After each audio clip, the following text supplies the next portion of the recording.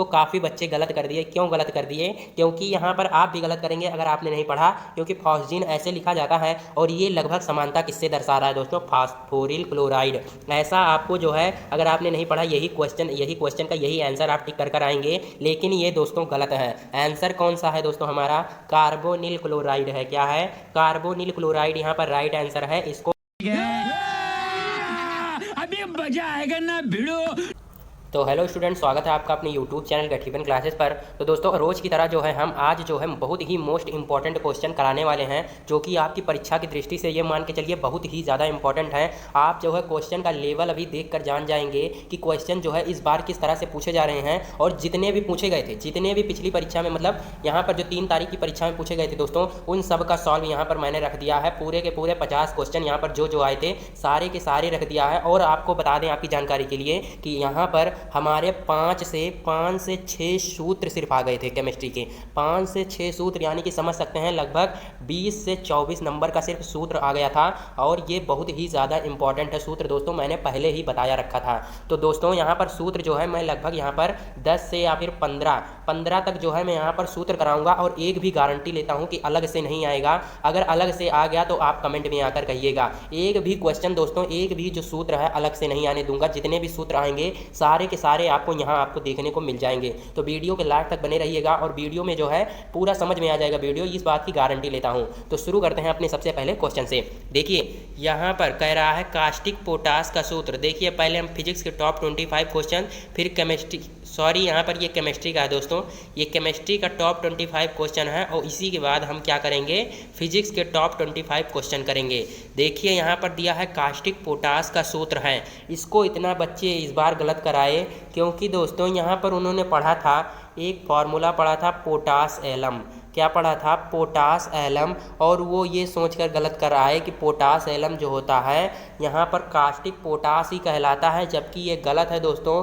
Caustic potash ये नहीं कहलाता। और भी एक जो है कन्फ्यूजन था, यहाँ पर उन्होंने क्या पढ़ रखा था?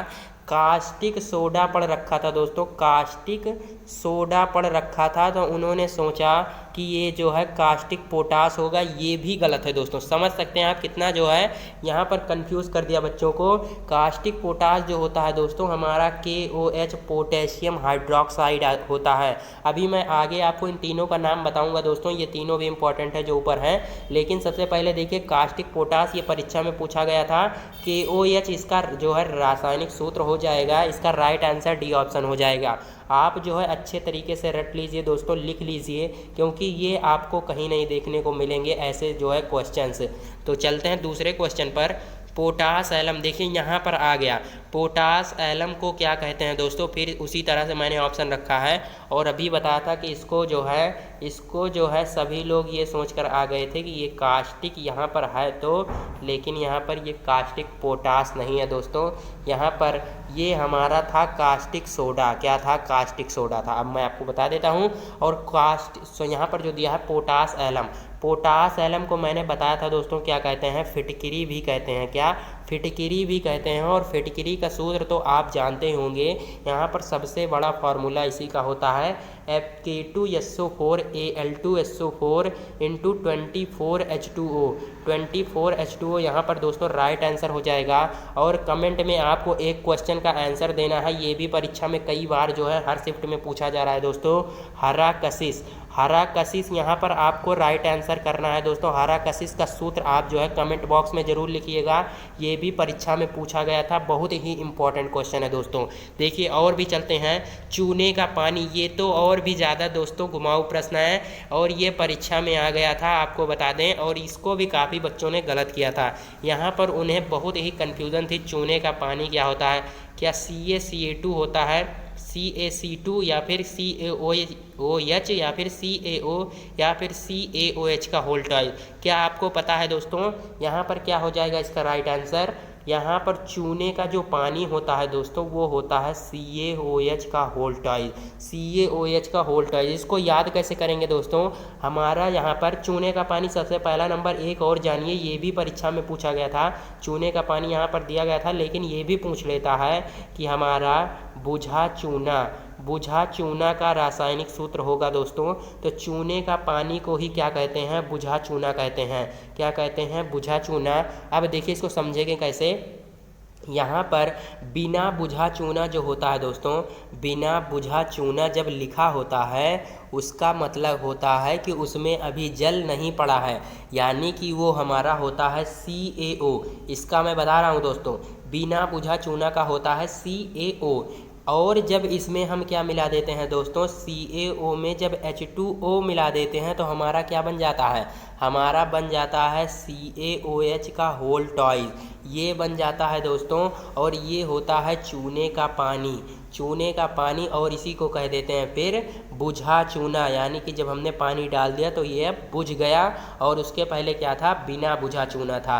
और दोस्तों जब ये पानी पड़ जाता है तो बहुत ख़तरनाक हो जाता है, आपको पता होगा। और यहाँ पर बात करें, एक और पूछता है दोस्तों यहाँ पर, तो यहाँ पर एक और क्वेश्चन दोस्तों इसी में पूछा जाता है, कली चूना का सूत्र बताना होता है। कली चूना किसे कहते हैं, कली चूना दोस्तों, इसका भी सूत्र कई बार परीक्षा में पूछा गया है। इसी को कहते हैं बिना बुझा चूना। क्या कहते हैं, बिना बुझा चूना, यानी कि क्या कहते हैं, CaO।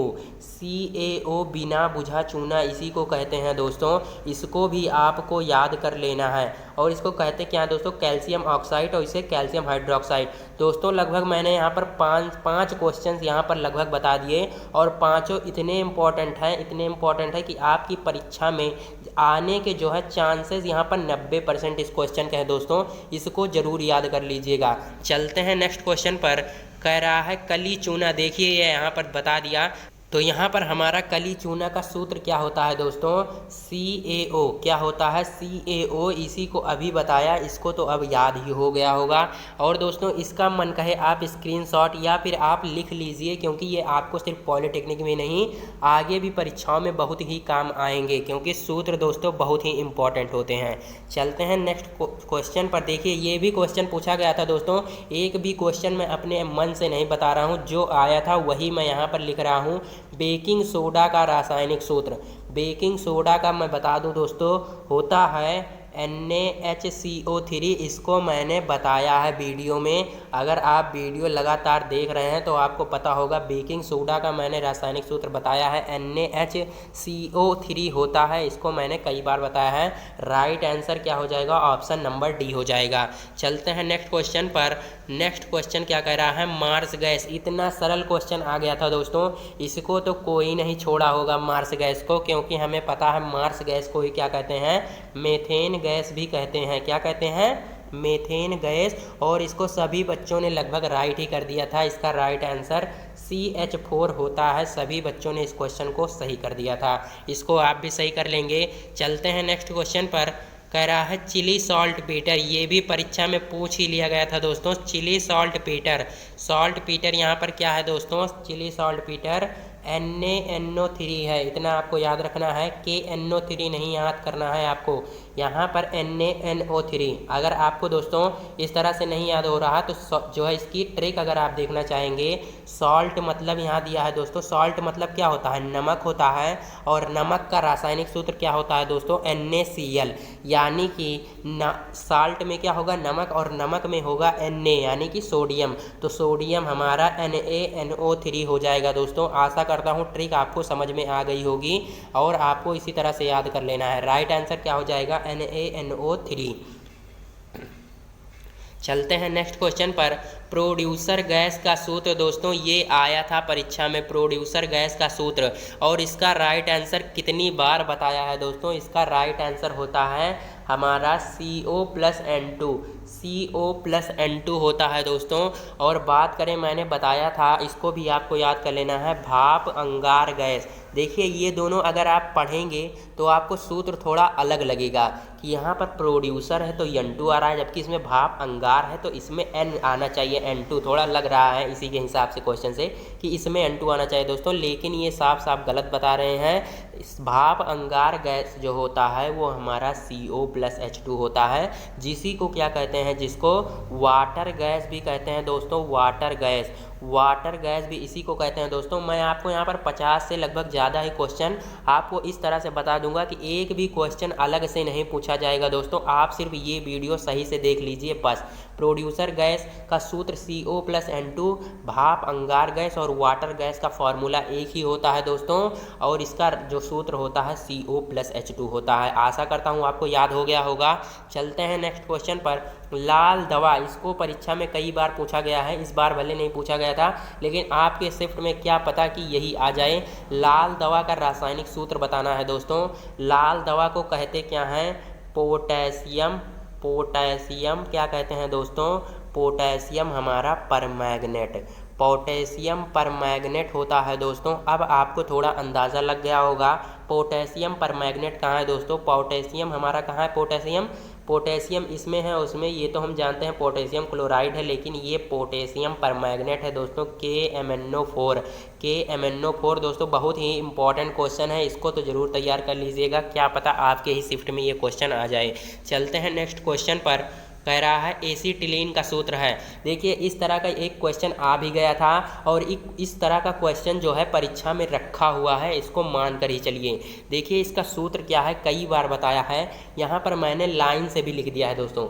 ये हमारा किसका होता है? ये हमारा होता है, हमारा एथेन का होता है, मतलब एल्केन का। यहाँ पर किसका होता है? एल्केन का। ये हमारा एल्कीन का होता है, और ये हमारा एल्काइन का होता है दोस्तों, कई बार बताया है। लाइन से आप स्क्रीनशॉट या फिर लिख लीजिए दोस्तों। ये एल्केन का होता है, एल्केन, और नीचे वाला क्या होता है हमारा ये होता है एल्कीन। एल्कीन होता है, और ये वाला हमारा होता है एल्काइन। तो यहाँ पर जो है क्वेश्चन थोड़ा घुमा के पूछा गया है दोस्तों। एसीटिलीन पूछ लिया है यहाँ पर, ना आपको एल्केन पूछा है ना एल्कीन यहाँ पर, यानी कि ना आपसे एथेन पूछा है, ना एथीन, ना ही एथाइन पूछा है। यहाँ पर एसीटिलीन। एसीटिलीन का फॉर्मूला क्या होता है दोस्तों? हमारा फॉर्मूला एसीटिलीन का होता है CnH2n-2 होता है दोस्तों। CnH2n-2 यहाँ पर राइट आंसर हो जाएगा दोस्तों। इसको आपको याद कर लेना है, बहुत ही इंपॉर्टेंट फॉर्मूला है। चलते हैं नेक्स्ट क्वेश्चन पर। नेक्स्ट क्वेश्चन कह रहा है भारी जल का सूत्र। ये भी परीक्षा में आ गया था दोस्तों, इतना आसान क्वेश्चन आ गया था, और इसको कई बार बताया गया है, यानी कि जितना मैंने जब तक पढ़ाया दोस्तों, बहुत ही क्वेश्चन यहाँ पर सारे के सारे लगभग फंस ही गए थे। भारी जल का सूत्र से पूछा है दोस्तों, इसको बताया है D2O। जो पुराने बच्चे होंगे सब जानते होंगे, इसको कई बार बताया है, और ये परीक्षा में आया भी था D2O। इतना आसान प्रश्न दोस्तों। और अब बात करें इसकी दोस्तों, ये हमारा क्या होता है? हाइड्रोजन परऑक्साइड होता है। क्या? हाइड्रोजन परऑक्साइड इसका फॉर्मूला होता है, और इसको आपको याद कर लेना है, हाइड्रोजन परऑक्साइड इसको कहते हैं। और चलते हैं नेक्स्ट क्वेश्चन पर। हंसाने वाली गैस, ये दोस्तों थोड़ा अलग से आया था, मतलब हंसाने वाली कह रहा था, लेकिन उसमें ये दिया था कि हंसाने वाली जो गैस होती है ज़्यादा मात्रा में लेने पर क्या होता है दोस्तों। तो यहाँ पर उसमें ऑप्शन थे कुछ, तो वहाँ पर मृत्यु हो जाती है, ऐसे कहकर एक क्वेश्चन दिया था। यही हमारा, देखिए इसका सूत्र क्या होता है हंसाने वाली गैस का, तो यहाँ पर सूत्र होता है हमारा N2O। N2O दोस्तों, नहीं तो आपको हंसाने वाली गैस के जगह पर क्या मिल सकता है? लाफिंग गैस भी मिल सकता है, इसको भी आपको याद रख लेना है। लाफिंग गैस भी इसी को ही कहते हैं, लाफ मतलब हंसना ही तो होता है। तो लाफिंग गैस या फिर हंसाने वाली गैस का फॉर्मूला हमारा N2O। बहुत ही इंपॉर्टेंट क्वेश्चन है दोस्तों, सारे के सारे आपको लेवल देखकर पता चल गया होगा। N2O ये क्वेश्चन आए थे, आप लेवल देखिए या फिर ना देखिए। अब चलते हैं नेक्स्ट क्वेश्चन पर। सिंदूर का सूत्र है, पूछा तो नहीं गया था दोस्तों, लेकिन मैं सूत्र बता रहा हूँ कुछ, तो उसको आपको याद करना पड़ेगा। एक भी क्वेश्चन इतने गारंटी लेता हूँ सूत्र वाला अलग से नहीं आएगा। PV3O4, PV3O4 यानी कि यही हमारा राइट आंसर हो जाएगा दोस्तों। इसको ऐसे नहीं, ऐसे लिखेंगे, PV हमारा इस तरह होगा। PV3O4 हमारा सिंदूर का सूत्र होता है दोस्तों, इसको आपको याद कर लेना है, बहुत ही इंपॉर्टेंट क्वेश्चन है। चलते हैं नेक्स्ट क्वेश्चन पर। अम्लों का राजा, अम्लों का राजा क्या कहलाता है दोस्तों? अम्लों का राजा, इसका तो आप कमेंट बॉक्स में आंसर देंगे। एक क्वेश्चन का आप आंसर जरूर दीजिए दोस्तों, क्योंकि हम देखना चाहते हैं कितने बच्चे जो हैं हमारी वीडियो को पूरा देखते हैं और उससे क्या सीखते हैं। तो देखिए आज के क्वेश्चन बहुत ही इंपॉर्टेंट है, एक बार आप इसको गूगल पर ज़रूर सर्च कीजिए। और इतना बता दें, आपका इन दोनों में से ही होगा। अब HCl है या फिर H2SO4, इसको आप गूगल पर सर्च कर कर देख लीजिएगा। चलते हैं नेक्स्ट क्वेश्चन पर, और इसी के तरह जो है क्वेश्चन है अम्लराज का सूत्र है दोस्तों। ये तो और भी इम्पोर्टेंट क्वेश्चन है उससे, अम्लराज। और कंफ्यूज होने वाला ये होता है कि वहाँ पर अम्लों का राजा था और यहाँ पर अम्लराज, दोनों को सही से देख लीजिए, अम्लराज और अम्लों का राजा। यहाँ पर देखिए ऑप्शन में ये वाला भी दिया है, लेकिन ये नहीं होगा। यहाँ पर अम्लराज जो होता है दोस्तों, यहाँ पर दो जो होता है, दो अम्लों का जो है मिश्रण होता है। अब कौन कौन से अम्ल हैं दोस्तों, वो हमारा अम्ल कौन सा है, HCl और H2SO4 है दोस्तों। बहुत ही इंपॉर्टेंट क्वेश्चन है। और एक क्वेश्चन इसी में पूछता है कि इनको कितने अनुपात में मिलाया जाता है, तो हमारा 3:1 या फिर 1:3 ऐसे कर कर एक होता है, उसको आपको देख लीजिएगा। 3:1 या फिर 1:3 हमारा राइट आंसर हो जाता है, इसको भी आप देख लीजिएगा। चलते हैं नेक्स्ट क्वेश्चन पर। किसी विलयन का pH मान 11 है, उस विलयन की प्रकृति। इतना आसान क्वेश्चन ये भी आया था दोस्तों, सिर्फ pH मान 11 दिया था, विलयन की प्रकृति बतानी थी।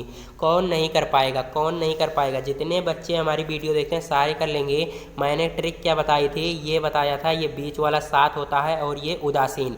इधर मैंने ट्रिक बताई थी A मान लीजिए, इसे B, सिर्फ A और B मानने को कहा था।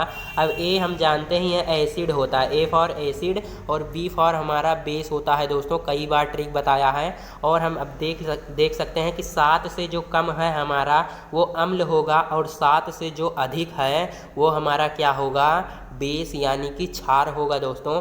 तो हमारा 11 जो है क्या 7 से अधिक है, हाँ बिल्कुल है। और इसीलिए इसकी प्रकृति क्या हो जाएगी दोस्तों, बेस हो जाएगी, यानी कि क्षार हो जाएगी, क्षारीय। यहाँ पर राइट आंसर हो जाएगा। चलते हैं नेक्स्ट क्वेश्चन पर। किसी विलयन का pH मान 5 है, उस विलयन में हाइड्रोजन आयन की सांद्रता। देखिए विलयन pH मान से एक क्वेश्चन परीक्षा में रखा है, एक क्वेश्चन यहाँ पर जरूर आएगा। और मैंने 3 तरह के क्वेश्चन पहले भी बताए थे और आपको यहाँ भी बता देता हूँ, ताकि आप जो है भूले ना। देखिए वहाँ पर मैंने प्रकृति बता दी, वहाँ पर एक क्वेश्चन आपका तैयार हो गया और वो वाला क्वेश्चन पूछा भी गया था। अब देखिए pH मान 5 दिया है। अब हाइड्रोजन आयन की सांद्रता क्या होती है दोस्तों, सिर्फ हम इसको 10 की पावर माइनस में लिख देते हैं, वही हमारी सांद्रता हो जाती है दोस्तों। और इतना जानिए कि जो सांद्रता निकल के आती है वो हमारा यहाँ पर माइनस में होता है।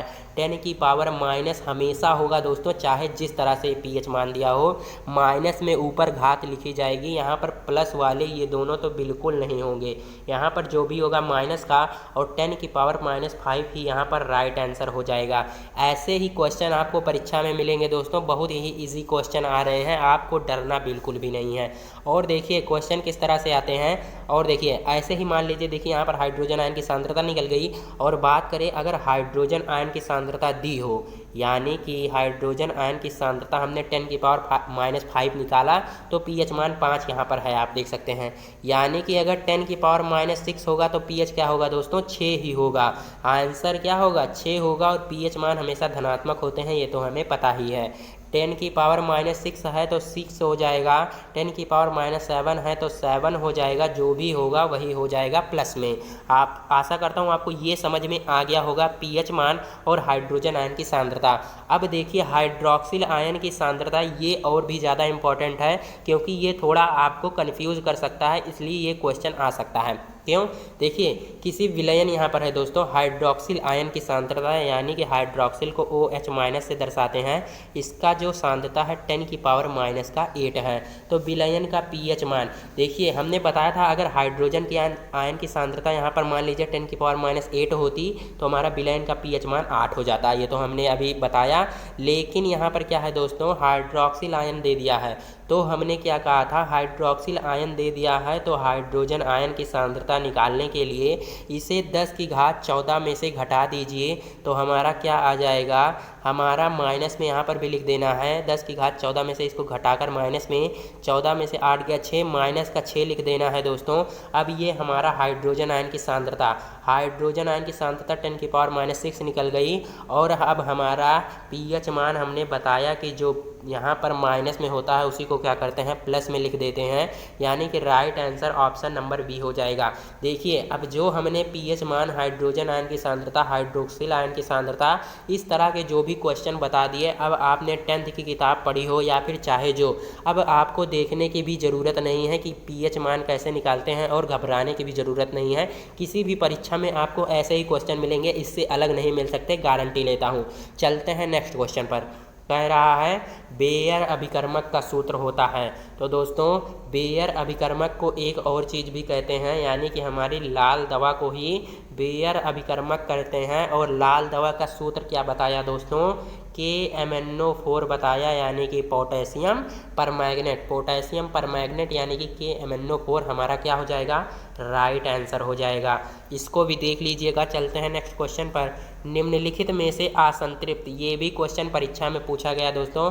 असंतृप्त यौगिक, हमने बताया था असंतृप्त यौगिक क्या होता है दोस्तों, जिसके कार्बन कार्बन परमाणुओं के मध्य डबल बॉन्ड या फिर ट्रिपल बॉन्ड हो तो फिर वो असंतृप्त होता है दोस्तों। और संतृप्त क्या होता है, अगर संतृप्त है तो वो हमारा सिर्फ कार्बन कार्बन के मध्य एक ही बॉन्ड होता है, एक ही बॉन्ड आपको देखने को मिलेगा। लेकिन अगर डबल बॉन्ड या फिर ट्रिपल बॉन्ड आ गए तो हमारा असंतृप्त हो जाता है। तो यहाँ पर आपको इस क्वेश्चन में जो है डबल बॉन्ड और ट्रिपल बॉन्ड ढूंढने हैं। तो देखिए CH4 अगर हम लिखना चाहें, CH4 दोस्तों हमारा क्या होता है, हमारा CH4 होता है मीथेन, यानी कि ऐसे यहाँ पर कार्बन 4 संयोजकता दर्शाता है दोस्तों, यानी कि ये हमारा असंतृप्त यौगिक नहीं है। अब चलते हैं CH3। CH3 जो है दोस्तों ये भी हमारा जो है खुली श्रृंखला वाला ही यौगिक है। आप देख सकते हैं यहाँ पर एक ही कार्बन के मध्य क्या है, ये हमने बना दिया सिर्फ, यहाँ पर एक ही कार्बन के मध्य जो है, दो कार्बन के मध्य एक ही बॉन्ड है, यानी कि ये भी असंतृप्त नहीं होगा। यहाँ पर असंतृप्त क्या होगा दोस्तों, हमारा C2H6 भी है दोस्तों, C2H4 भी है, सिर्फ यहाँ पर थोड़ा गलत लिख गया है। देखिए C2 अगर H6 लिखना चाहेंगे तो यहाँ पर C2 हम ऐसे लिखेंगे और H6 हमारा ऐसे हो जाएगा। कैसे, ऐसे देख सकते हैं। अब हमें डबल बॉन्ड क्या है, मिल गया है, यानी कि C2H6 भी हो जाएगा। और C2H4 कैसे होगा, देखिए ऐसे डबल बॉन्ड और यहाँ पर 2 हाइड्रोजन जोड़ देंगे तो इसमें भी क्या हो जाएगा, हमारा H दोनों में हो जाएगा, यानी कि देखिए यहाँ पर 3 बॉन्ड हो जाएगा, 3 बॉन्ड हो जाएगा, यानी कि त्रिबंध भी हो गए, यानी कि 3 बंध पर क्या बताया दोस्तों, असंतृप्त यौगिक होगा। 3 बंध या फिर 2 बंध पर असंतृप्त यौगिक और 1 बंध पर हमारा संतृप्त यौगिक। अब चलते हैं दोस्तों नेक्स्ट क्वेश्चन पर। कह रहा है निम्न में से सामान्य नाम फॉस्जीन है, इसको जो है आपको बताना है। ये भी परीक्षा में पूछा गया था दोस्तों। हम आपको बार बार बता रहे हैं, जो क्वेश्चन आए थे सिर्फ उनको ही कह रहे हैं कि ये परीक्षा में आए थे और बिल्कुल आए भी हैं। आपको इसका राइट आंसर बताना है। और ये हमारा फॉस्जीन ऐसे लिखा मिलेगा दोस्तों, फॉस्जीन, इसका आपको राइट आंसर बताना है। और इसको काफ़ी बच्चे गलत कर दिए। क्यों गलत कर दिए, क्योंकि यहाँ पर आप भी गलत करेंगे अगर आपने नहीं पढ़ा, क्योंकि फॉस्जीन ऐसे लिखा जाता है। और ये लगभग समानता किससे दर्शा रहा है दोस्तों, फास्फोरिल क्लोराइड। ऐसा आपको जो है अगर आपने नहीं पढ़ा, यही क्वेश्चन का यही आंसर आप टिक कर आएंगे, लेकिन ये दोस्तों गलत है। आंसर कौन सा है दोस्तों, हमारा कार्बोनिल क्लोराइड है। क्या है, कार्बोनिल क्लोराइड यहाँ पर राइट आंसर है। इसको आपको ध्यान से करना है। फास्फोरिल क्लोराइड यहाँ पर गलत आंसर है। क्या है, ये वाला हमारा गलत है, कार्बोनिल क्लोराइड हमारा राइट आंसर हो जाएगा। चलते हैं नेक्स्ट क्वेश्चन पर। एथेनॉल से डाई एथिल ईथर का बनना किस अभिक्रिया पर आधारित है। ये क्वेश्चन नहीं आया था दोस्तों, लेकिन इम्पॉर्टेंट है। देखिए एथेनॉल से डाई एथिल ईथर का बनना हमारा कौन सी अभिक्रिया है दोस्तों, तो दोस्तों इसका राइट आंसर हो जाएगा निर्जलीकरण। यहाँ पर करेक्ट ऑप्शन हो जाएगा, इसको आपको टिक कर देना है, यही हमारा करेक्ट ऑप्शन है। चलते हैं नेक्स्ट क्वेश्चन पर। पेट्रोल की गुणवत्ता को निम्न में से किस संख्या द्वारा मापा जाता है। ये क्वेश्चन परीक्षा में पूछा गया था दोस्तों, और इसको बताया भी है कि पेट्रोल की गुणवत्ता को निम्न में से किस संख्या द्वारा मापा जाता है। ऑक्टेन संख्या यहाँ पर बताया था दोस्तों, राइट आंसर हो जाएगा। बिल्कुल यही क्वेश्चन आया था हूबहू, आपने अगर पढ़ा होगा तो आपको ये क्वेश्चन जरूर देखने को मिलेगा। चलते हैं नेक्स्ट क्वेश्चन पर। नाइट्रोजन धातु के साथ जो है यहाँ पर संयोग करके दोस्तों होगा, क्या बनाती है नाइट्रोजन धातु के साथ संयोग करके। तो दोस्तों हमारा क्या बनाती है नाइट्रोजन, नाइट्राइड बनाती है। क्या, नाइट्राइड यहाँ पर राइट आंसर हो जाएगा। चलते हैं नेक्स्ट क्वेश्चन पर। कह रहा है निम्न में से एथिल मरकैप्टन का सूत्र है। ये भी परीक्षा की दृष्टि से बहुत ही ज़्यादा महत्वपूर्ण है दोस्तों। एथिल मरकैप्टन का यहाँ पर सूत्र बताना है, तो यहाँ पर हमारा राइट आंसर क्या हो जाएगा, C2H5SH हमारा राइट आंसर हो जाएगा। C2H5SH हमारा यहाँ पर करेक्ट ऑप्शन हो जाएगा। इसको आपको टिक कर देना है, बहुत ही इंपॉर्टेंट क्वेश्चन ये भी है। चलते हैं नेक्स्ट क्वेश्चन पर। देखिए फिजिक्स के टॉप 25 क्वेश्चन करेंगे, और यही पहला क्वेश्चन परीक्षा में पूछा गया था, इलेक्ट्रॉन पर आवेश होते हैं। इतना इजी क्वेश्चन पूछा गया था, लेकिन काफ़ी बच्चों ने इसको गलत भी किया था। क्यों गलत किया था, यहाँ पर उन्होंने प्लस का 1.6 × 10⁻⁻19 कूलाम लगा दिया था, जबकि यहाँ पर ऑप्शन में माइनस का भी है दोस्तों। तो माइनस वाला हमारा राइट आंसर होगा, ये वाला हमारा गलत हो जाएगा। देखिए यहाँ पर बी ऑप्शन हमारा राइट आंसर हो जाएगा। इसको ध्यान से करिएगा, नहीं आप भी गलत कर देंगे। और यहाँ पर सब पर दोस्तों माइनस है, इतना जान लीजिए। यहाँ पर हमारा माइनस है ना, जो है 19 पर ये हमारा माइनस है, और राइट आंसर माइनस का 1.6 × 10⁻⁹ कूलाम है। अब चलते हैं नेक्स्ट क्वेश्चन पर। इसी के बाद जो है परीक्षा में प्रश्न पूछ लिया गया था, प्रोटॉन पर आवेश होता है। तो प्रोटॉन पर अब दोस्तों जो आप सोच रहे थे वो राइट आंसर होगा, यानी कि प्रोटॉन पर प्लस का जो होता है 1.6 × 10⁻⁻19 कूलाम। देखिए यहाँ पर जो -19 रहेंगे दोनों में समान रहेंगे, सिर्फ यहाँ पर प्लस और माइनस चेंज होगा। इलेक्ट्रॉन पर आगे माइनस रहेगा और प्रोटॉन पर हमारा प्लस का जो है आगे रहेगा। और इसकी बात करें दोस्तों 3.2 × 10⁻⁻, यहाँ पर ये भी है। इस पर जो है जो कूलाम आवेश है ये कितने पर, मतलब किस पर होता है, तो ये हमारा अल्फ़ा कण पर होता है दोस्तों। अल्फ़ा कण पर हमारा 3.2 × 10⁻⁻19 कूलाम होता है। ये भी क्वेश्चन आपको तैयार कर लेना है। और देखिए पूछता है कि प्रोटॉन, जो अल्फ़ा कण पर आवेश होता है वो प्रोटॉन का कितने गुना होता है, यानी कि प्रोटॉन पर हमारा प्लस का जो है 1.6 × 10⁻⁻19 कूलाम है, और हमारा अल्फ़ा कण पर 3.2 × 10⁻⁻19 कूलाम है। तो आपको बताना है कि ये इसका कितना गुना है दोस्तों। आपको साफ साफ दिख रहा है 2 गुना है, 2 गुना यही है, यानी कि जो अल्फ़ा कण पर आवेश होगा वो प्रोटॉन के आवेश का 2 गुना होगा। इसका राइट आंसर ये भी परीक्षा में पूछा गया है कई बार। चलते हैं नेक्स्ट क्वेश्चन पर। देखिए विद्युत धारा कहलाती है, ये भी क्वेश्चन, लेकिन इस तरह से नहीं पूछा गया था, उसमें कुछ और तरीके से पूछा गया था, लेकिन जिस तरह से याद है उस तरह से मैंने लिख दिया है। विद्युत धारा कहलाती है दोस्तों, तो वो हमारा क्या हो जाता है, आवेश प्रवाह की दर हमारी विद्युत धारा कहलाती है। यानी कि धारा बराबर हम जानते हैं Q/T, यानी कि Q हमारा क्या है, आवेश, और इसमें क्या है, आवेश प्रवाह की दर, यानी कि Q/T I के बराबर होती है, यानी कि धारा के बराबर होती है आवेश प्रवाह की दर। यहाँ पर राइट आंसर हो जाएगा। आशा करता हूँ दोस्तों आपको क्वेश्चन जो है सारे के सारे समझ में आ रहे होंगे। चलते हैं नेक्स्ट क्वेश्चन पर। किरचॉफ का प्रथम नियम है। किरचॉफ का प्रथम नियम हमारा क्या है दोस्तों, हमारा किरचॉफ का प्रथम नियम, ये भी परीक्षा में पूछा गया था। और देखिए इसको याद भी कराया था कि किरचॉफ का जो प्रथम नियम है, अगर प्रथम आया तो ए से आपको याद रखना है, यानी कि AVSH, यानी कि आवेश होता है दोस्तों। प्रथम कहेगा तो ए याद करना है, आवेश संरक्षण का नियम। प्रथम और द्वितीय में बिल्कुल भी कंफ्यूज नहीं होना है। आवेश संरक्षण का नियम यहाँ पर राइट आंसर हो जाएगा। और दोस्तों यहाँ पर ये ऊर्जा संरक्षण का नियम कौन सा होता है, किरचॉफ का द्वितीय नियम होता है। इसको भी आपको याद कर लेना है। चलते हैं नेक्स्ट क्वेश्चन पर। कूलाम प्रति सेकंड बराबर है। देखिए ये भी परीक्षा में कई बार पूछा गया प्रश्न है, कूलाम प्रति सेकंड, और बहुत ही इजी है। कैसे है देखिए, कूलाम प्रति सेकंड। कूलाम को हम क्यू से डिनोट करते हैं, प्रति यानी कि प्रति बटे लगा दिया, सेकंड हमारा टी से डिनोट करते हैं। अभी क्या बताया दोस्तों, आवेश प्रवाह की दर क्या कहलाती है, विद्युत धारा, और विद्युत धारा का मात्रक क्या होता है, एम्पियर, यानी कि कूलाम प्रति सेकंड जो बराबर है एम्पियर के, हमारा राइट आंसर हो जाएगा। अगर आपको वीडियो में मज़ा आ रहा है दोस्तों, एक बार जो है सभी लोग इसे लाइक कर देंगे और शेयर भी कर देंगे दोस्तों के साथ, ताकि वो भी जो है इन सारे क्वेश्चन को अटेंड कर सके परीक्षा हॉल में। चलते हैं नेक्स्ट क्वेश्चन पर। यदि दो प्रतिरोधक R1 तथा R2 श्रेणी क्रम में जुड़े हों तो उनके तुल्यांकी प्रतिरोध यहाँ पर R बताना है, R का मान होगा।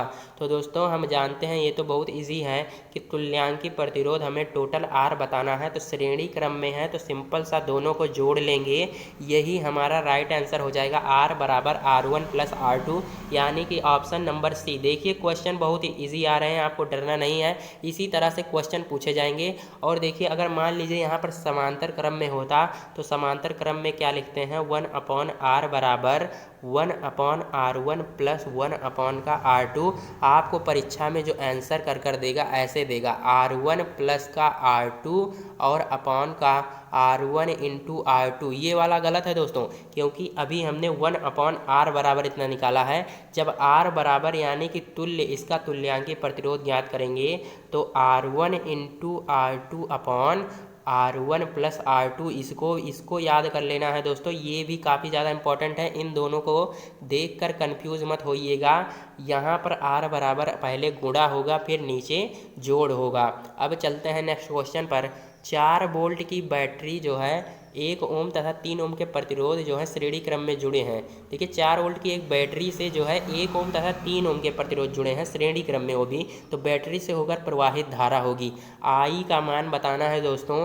आई बराबर हम फार्मूला जानते हैं, V/R होता है, और ये किसके नियम से है दोस्तों, ओम के नियम से है। V बराबर IR, और आई का मान निकालेंगे तो V/R। अब देखिए V हमारा तो यहाँ पर 4 दे दिया है, लेकिन R हमें यहाँ पर आप देख सकते हैं 2, 1 और 2, 3 ओम दिया है। तो यहाँ पर इसको कैसे करेंगे, तो दोस्तों इसका तुल्य निकाल लेंगे, यानी कि श्रेणी क्रम में दिया है तो श्रेणी क्रम में जो तुल्यांकी प्रतिरोध होता है अभी बताया, R1 प्लस का R2 होता है, यानी कि दोनों जोड़ लेंगे, 1 + 3 बराबर 4 ओम हो जाएगा। हमारा R का मान भी 4 आ गया दोस्तों। अब I का मान सिंपल सा काट दीजिए, I का मान 1 एम्पियर आ जाएगा। राइट आंसर कौन सा हो जाएगा, ऑप्शन नंबर ए यहाँ पर करेक्ट हो जाएगा। आशा करता हूँ क्वेश्चन आपको समझ में आ गया। चलते हैं नेक्स्ट क्वेश्चन पर।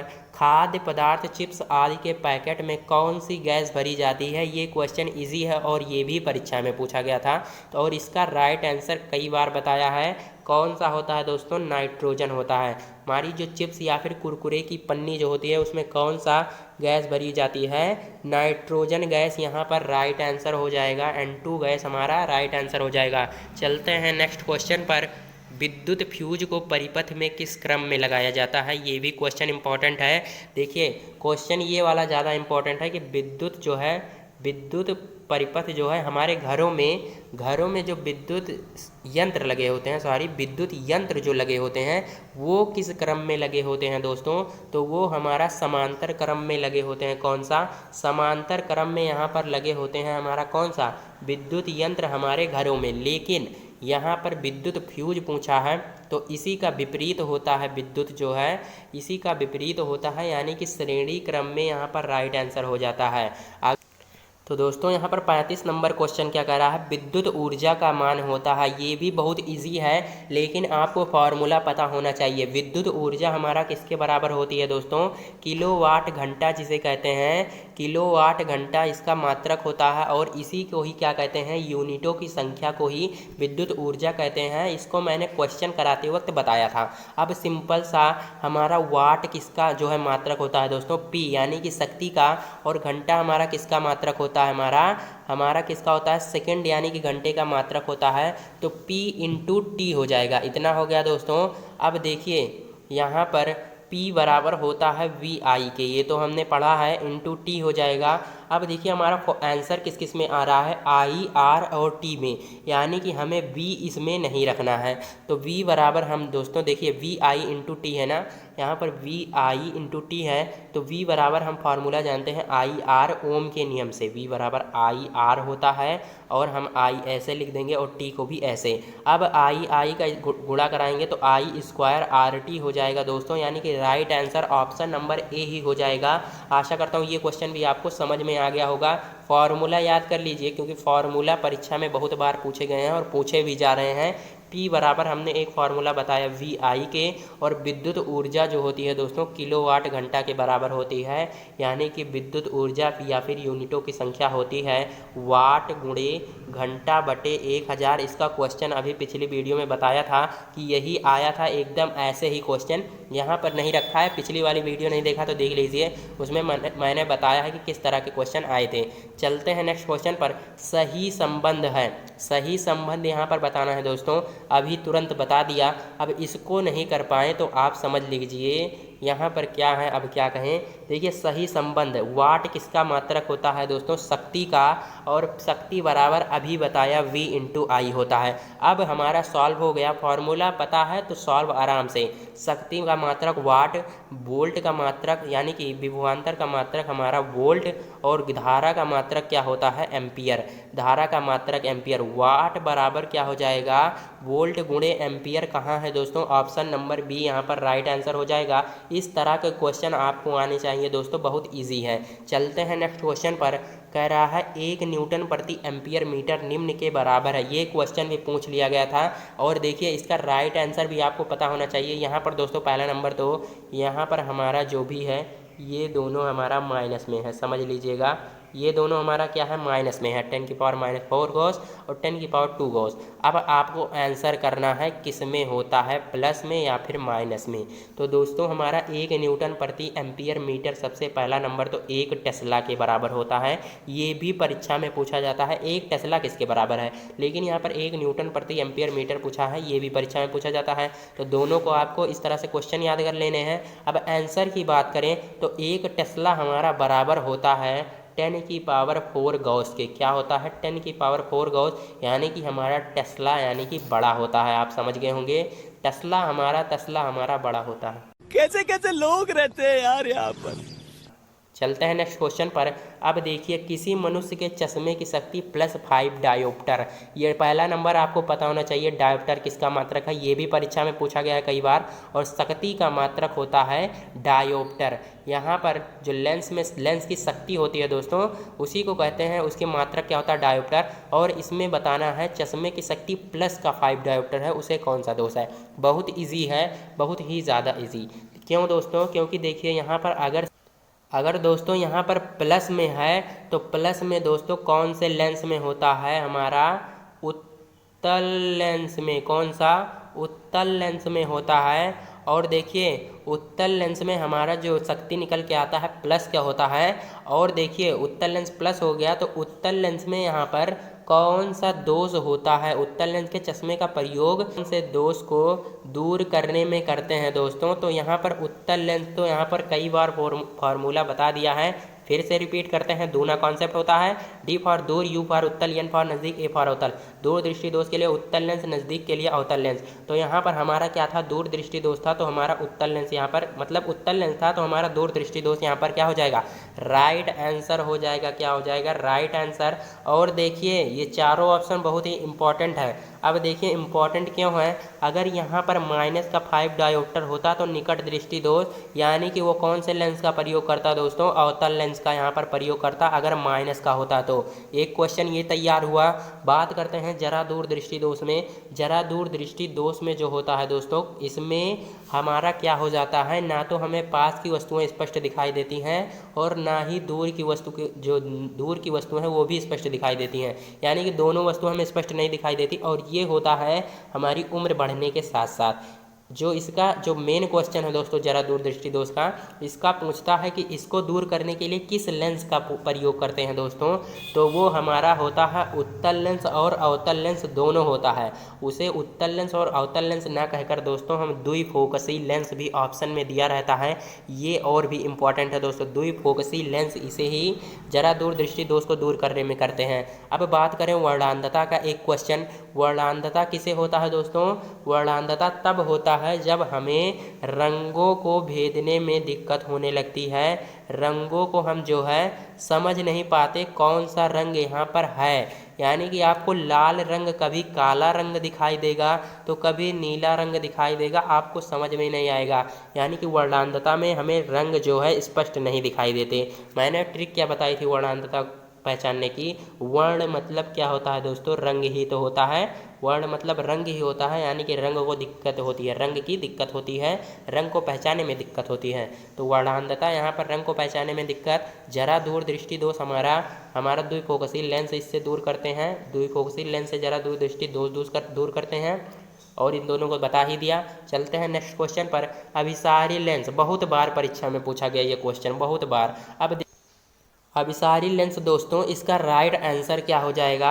इसका राइट आंसर हो जाएगा, अभिसारी मतलब होता है, सबसे पहले ये पता होना चाहिए, अभिसारी मतलब इकट्ठा। समझ सकते हैं आप, अभिसारी मतलब इकट्ठा। और एक क्या पूछता है? अपसारी। दोनों क्वेश्चन पूछते हैं, बहुत ही इंपॉर्टेंट है। अपसारी मतलब फैलना, अपसारी मतलब फैलना। आपको नाम से ही पता चल रहा है, अभिसारी यानी कि इकट्ठा हो रहा है, अप मतलब फैल जा रहा है, इससे आपको समझ में आ रहा होगा। अब बात करते हैं, इकट्ठा कह रहे हैं यानी कि अभिसारी मतलब, तो कौन से लेंस में दोस्तों किरणें इकट्ठा हो जाती हैं? अभी आपको पता चल जाएगा। देखिए, उत्तल लेंस जो हमारा होता है, इससे किरणें कैसे चलती हैं? अगर समांतर ऐसे ऐसे चल रही हैं तो वो क्या करती हैं? इस पर जाकर मिल जाती हैं, ये आपको पता होगा। यानी कि इकट्ठा हो गई, हमारी फोकस पर क्या हुई? इकट्ठा हो गई, यानी कि इकट्ठा हुई। तो हमारा ये कौन सा लेंस है? हमारा उत्तल लेंस है दोस्तों। राइट आंसर ऑप्शन नंबर ए हो जाएगा। अपसारी की बात करें दोस्तों, अपसारी हमारा अवतल होता है। कैसे होता है? इसमें जब प्रकाश की किरणें प्रवेश करती हैं दोस्तों, तो ये इधर को भगती है, कोई इधर को, कोई इधर को, किसी का ठिकाना नहीं होता, सब इधर उधर भाग चलती हैं। लेकिन उत्तल लेंस में सभी इकट्ठा हो जाती हैं। उत्तल लेंस अवतल लेंस आपको कंफ्यूज नहीं होना है। अगर आप बना लेंगे चित्र तो आपको तुरंत समझ में आ जाएगा किस में सिकुड़ रही हैं, किस में जो है फैल रही हैं। अब चलते हैं नेक्स्ट क्वेश्चन पर। कह रहा है समतल दर्पण का आवर्धन। ये क्वेश्चन आया था दोस्तों, आपको यहाँ पर देख सकते हैं कितना आसान क्वेश्चन, और इसकी ट्रिक तो वो ढांसू ट्रिक बताई थी, आपको कभी भूलेंगी नहीं। समतल दर्पण हमारा ऐसे बनता है दोस्तों, ये किस तरह बन रहा है? हमारा एक के तरीके बन रहा है, और इसका राइट आंसर केवल एक हो जाएगा। यही क्वेश्चन आया था एकदम हूबहू। अब चलते हैं नेक्स्ट क्वेश्चन पर। जरा दूरदृष्टि दोष जो है दूर करने में कौन सा लेंस प्रयोग करते हैं दोस्तों? इसको बता दिया कि द्विफोकसी लेंस, यानी कि उत्तल और अवतल दोनों लेंस यहाँ पर राइट हो जाएगा, द्विफोकसी लेंस। अब चलते हैं नेक्स्ट क्वेश्चन पर। स्नेल का नियम पूछा था। स्नेल का नियम किसको नहीं पता होगा? यहाँ पर हाई स्कूल में पढ़ा, इंटर में पढ़ा, इसको जो गलत कर दे वो भी अब क्या कहें, छोड़िए। देखिए, स्नेल का नियम जो हाई स्कूल और इंटर में दोनों पढ़ा होगा, किसी में भी पढ़ लिया होगा, इसको याद हो गया था।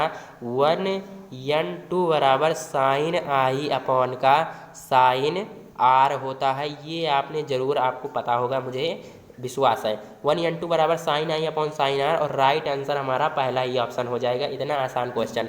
चलते हैं नेक्स्ट क्वेश्चन पर। कह रहा है 60 डिग्री। ये भी क्वेश्चन दोस्तों परीक्षा में पूछा गया था, कई बार आपको बता रहे हैं, जो पूछे गए थे उसी को मैं बता रहा हूँ कि ये पूछे गए थे, बाकी इंपॉर्टेंट हम बता रहे हैं। 60 अंश के कोण पर झुके हुए दो समतल दर्पण में बने हुए प्रतिबिंबों की संख्या। इसको तो ट्रिक क्या थी दोस्तों, मतलब इसका सूत्र ही होता है 360/n माइनस का 1। यही हमारा सूत्र होता है प्रतिबिंब की संख्या ज्ञात करने के लिए। अब n क्या होता है दोस्तों? यहाँ पर जो कोण यहाँ पर बनाती है, यानी कि 60 बना रही है, तो n की जगह हम क्या लिख देते हैं? 60। इसको काट देंगे, 60 6 बार जाएगा, और 6 में से 1 घटाएंगे, 5। प्रतिबिंब में कितने बनेंगे यहाँ पर दोस्तों? 5 प्रतिबिंब बनेंगे। राइट आंसर ए ऑप्शन हो जाएगा। चलते हैं नेक्स्ट क्वेश्चन पर। सूर्य के प्रकाश की ऊर्जा पृथ्वी तक पहुँचती है। ये क्वेश्चन इंपॉर्टेंट है दोस्तों। सूर्य के प्रकाश की ऊर्जा पृथ्वी पर जो होती है विकिरण द्वारा पहुँचती है। बहुत ही इंपॉर्टेंट क्वेश्चन ये भी है। चलते हैं नेक्स्ट क्वेश्चन पर। निम्न में से कौन सी ग्रीन हाउस गैस है दोस्तों? कि हमने पहले जो बताया था उसमें यहाँ पर हमने क्वेश्चन डाला था निम्न में से कौन सी ग्रीन हाउस गैस नहीं है, जिसमें हमारा राइट आंसर था हाइड्रोजन हमारा तत्व है, इसलिए ये ग्रीन हाउस गैस नहीं है। इसको मैंने बताया था। क्वेश्चन हमारा परीक्षा में ये पूछा गया था कि कौन सी ग्रीन हाउस गैस है। अब इसमें तो काफ़ी बच्चे कन्फ्यूज तुरंत, ग्रीन हाउस गैस कौन सी है यहाँ पर। तो दोस्तों ऑप्शन अगर आपने वहाँ जब डाला था वहाँ पर ऑप्शन देखा होगा तो राइट आंसर हमारा CO2 यानी कि कार्बन डाइऑक्साइड होता है ग्रीन हाउस गैस। यहाँ पर राइट आंसर हो जाएगा कार्बन डाइऑक्साइड। अब चलते हैं नेक्स्ट क्वेश्चन पर। नेक्स्ट क्वेश्चन हमारा क्या कह रहा है, यदि किसी पिंड की गतिज ऊर्जा में द्रव्यमान आधा कर दिया जाए तथा वेग 2 गुना कर दिया जाए तो पिंड की नई गतिज ऊर्जा। ये क्वेश्चन भी आया था, जो आया था वो बता रहा हूँ। पिंड की गतिज ऊर्जा में द्रव्यमान आधा कर दिया जाए। पहले देखिए, पहले हमारा क्या था, के बराबर था ½ mv² था दोस्तों।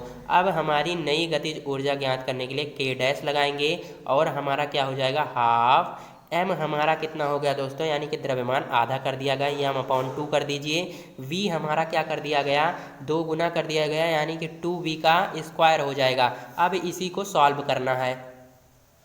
अब इसको सॉल्व करेंगे दोस्तों तो 1/2m से ये कट गया, यम से दोस्तों हमारा यम कट गया। इतना समझ में आया। अब k/k डैश बराबर v² अपॉन का यहाँ पर देख सकते हैं 2, यहाँ पर 2 है और 4v²। देखिए लिखते हैं हम, यहाँ पर था k/k डैश बराबर v² अपॉन का 1/2 इंटू 2v का स्क्वायर, वहाँ पर 2v का होल स्क्वायर था, खोलेंगे तो 4v² हो जाएगा। अब देखिए v² से v² कटा, 2 से हमारा 2 यहाँ पर चला जाएगा भाग में, 2 दूना 4। अब हमारा k/k डैश बराबर क्या हो गया, k/k डैश बराबर 1/2। अब हमारी यही नई गतिज ऊर्जा पूछा है तो इसका इधर गुणा कराएंगे, इसका इधर, तो k डैश बराबर क्या हो जाएगा 2k हो जाएगा, यानी कि जो प्रारंभिक गतिज ऊर्जा थी उसका 2 गुना। दोस्तों यहाँ पर राइट आंसर क्या हो जाएगा, ऑप्शन नंबर ए। ऑप्शन नंबर ए यहाँ पर करेक्ट हो जाएगा। ये क्वेश्चन अच्छे से देख लीजिएगा, ये क्वेश्चन आया हुआ प्रश्न है और आ भी सकता है। चलते हैं नेक्स्ट क्वेश्चन पर।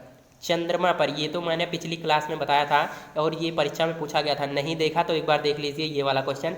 चंद्रमा पर गुरुत्वाकर्षण नियतांक का मान पृथ्वी के गुरुत्वाकर्षण नियतांक के मान का होता है। इसको तो मैंने थोड़ा अलग बना दिया है, लेकिन अगर जो बनाया है उससे देखेंगे तो आप कन्फ्यूज जरूर हुए होंगे।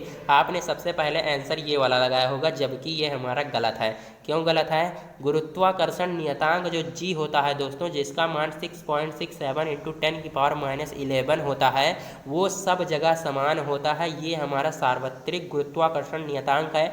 चंद्रमा पर कहें या पृथ्वी पर कहीं भी कहिए, इसका मान सब जगह एक समान रहेगा, यानी कि डी ऑप्शन क्या होगा राइट आंसर। ऐसे ही क्वेश्चन पूछा गया था और राइट आंसर समान रहेगा यहाँ पर था। और देखिए यही क्वेश्चन इसी तरह से एक और पूछा गया था, इसको भी देखिए। चंद्रमा पर गुरुत्व त्वरण का मान पृथ्वी के गुरुत्व त्वरण का मान का होता है। अब आपका जो आंसर कर रहे हैं वो सही है, यानी कि 1/6 होता है। अगर चंद्रमा पर किसी का भार पृथ्वी पर किसी का भार 54 है तो चंद्रमा पर 1/6 हो जाएगा, यानी कि 9 किलोग्राम ही आप चंद्रमा पर हो जाएंगे। समझ सकते हैं, 9 किलोग्राम के आप बचेंगे। अब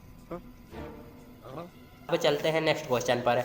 देखिए ध्वनि तरंगे भी पूछा था, कौन सी तरंगे होती हैं, और काफ़ी बच्चों ने गलत भी किया था। और इसका राइट आंसर आपको बता दें, अनुदैर्ध्य तरंगे होती हैं। क्या होती हैं, अनुदैर्ध्य तरंगे, यहाँ पर ध्वनि तरंगे होती हैं। 50 नंबर भी क्वेश्चन परीक्षा में पूछा गया था। पृथ्वी पर सौर नियतांक का मान, इसको तो बच्चों ने पढ़ा ही नहीं था और ये कहीं था भी नहीं, लेकिन पूछा था, तो इसका राइट आंसर आपको बता देता हूँ अगर आपकी परीक्षा में जो है आएगा तो। यहाँ पर देखिए ये दोनों तो हमारे बिल्कुल नहीं होंगे, इसको हमने पता है कि जी का मान होता है, यानी कि गुरुत्वाकर्षण नियतांक, और ये हमारा गुरुत्व त्वरण का मान होता है। ये दोनों तो अब आप हटा ही दीजिए। अब देखिए 1360 वाट प्रति मीटर स्क्वायर या फिर 13,600। अब देखिए ये हमारा राइट आंसर हो जाएगा 1360 वाट प्रति मीटर स्क्वायर, या फिर आपको मिल सकता है 1.366 किलोवाट प्रति का प्रति वर्ग मीटर आपको ऐसे भी आंसर में मिल सकता है। तो दोस्तों आशा करता हूँ आज के जितने क्वेश्चन हैं आपको सारे समझ में आ गए होंगे। अगर क्वेश्चन एक भी थोड़ा मिस हुआ हो तो आप जो है कमेंट बॉक्स में ज़रूर लिखें। बाकी हमने सारे क्वेश्चन जो 3 तारीख की परीक्षा थी उसके सारे करा दिए। आशा करता हूँ आपको आज की वीडियो जो है काफ़ी पसंद आई होगी। अगर पसंद आई हो तो एक बार चैनल को सब्सक्राइब और लाइक ज़रूर कर लीजिए। इसी तरह मिलते हैं नेक्स्ट वीडियो में, तब तक के लिए जय हिंद, वंदे मातरम।